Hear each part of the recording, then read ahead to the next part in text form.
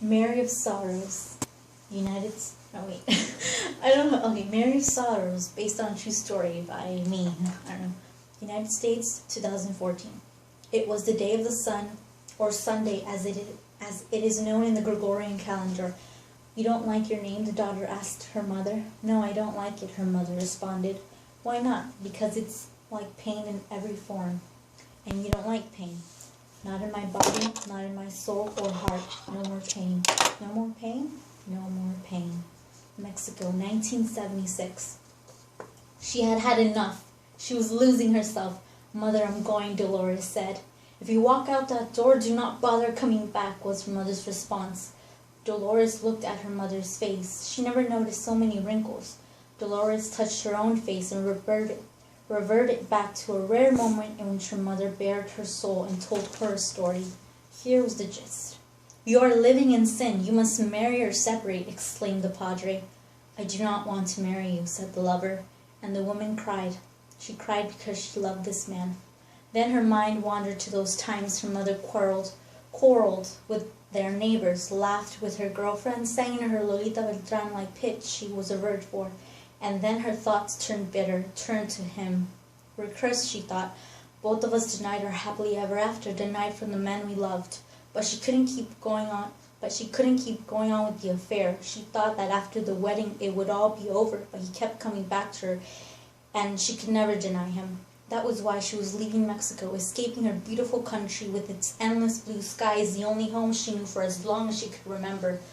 The full houses that pushed her up to the roof of her one-story home just to gossip with her sisters and cousins about their current crushes. The times she went up there herself to check up on her wet clothes drying in the sun since her neighborhood had not yet heard of the invention called a dryer. The first kiss she shared with her cute cousin Freddie during a spin the bottle. She was trying to hold on to those memories, but they kept paling in comparison to those that starred him.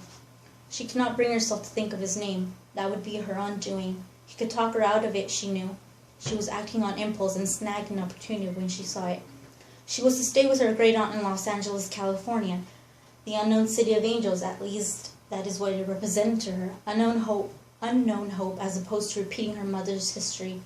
She did not want to be a part of a dead-end relationship leading nowhere any longer. Mother, I'm sorry. Please don't hate me, Dolores pleaded with her mother. Her mother's answer was to wordlessly storm into the kitchen.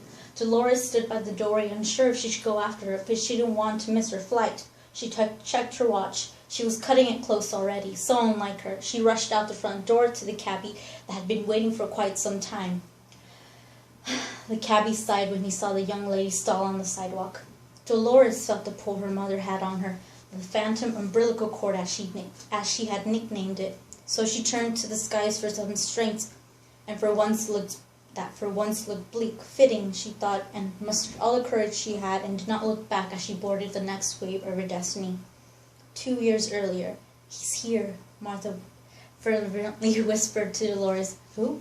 Dolores asked absent-mindedly. She did not waver on the typewriter. El cucuy, the Martha answered sarcastically with an eye roll, then continued. The boss's son. Who else? Martha, I do not have time to gossip right now. I am working on a tight schedule as it is. Good morning, ladies, Senor Roberto interrupted. Both ladies stood up as soon as they heard the man's voice. I trust the office has gotten the memo, Martha, he said without malice. Martha blushed. He was a good man, Lolita, he said, referring to Dolores. That was the nickname he had for her. Said she was like the daughter he had never had.